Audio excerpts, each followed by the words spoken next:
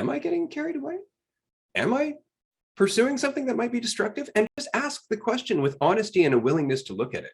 Changes everything. Yeah, that is fascinating. And it's always interesting to see that in action.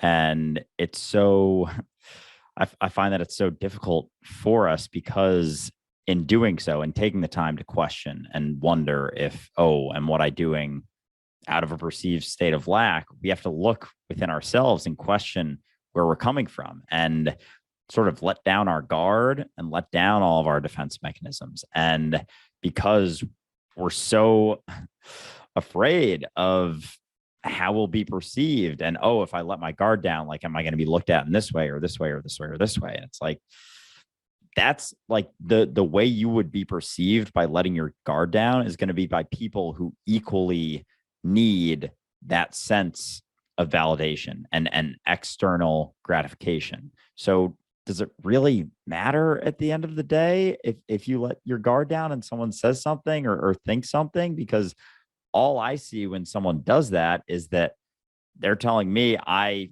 rely on that for a sense of validation. I need that for myself.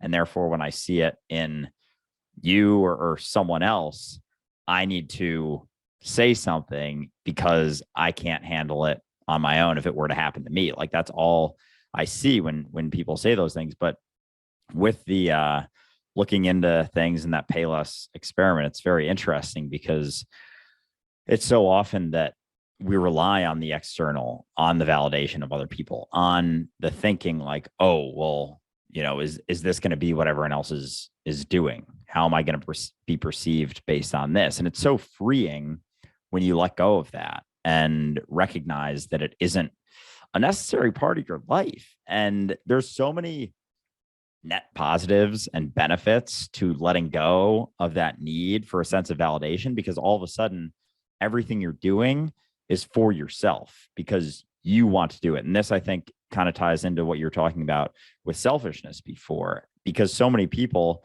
even if they don't necessarily have a lot of money, because they derive their sense of value from external validation from peers and friends and family, they're not doing it for themselves. They're doing it for everyone else. And it's sort of a manipulative form of selflessness almost. It's like a different type of selflessness where you're just not doing anything for you because you feel like you need all of their validation. So, you're not buying the clothes that you actually like. You're buying the clothes that you think are going to get them to like you.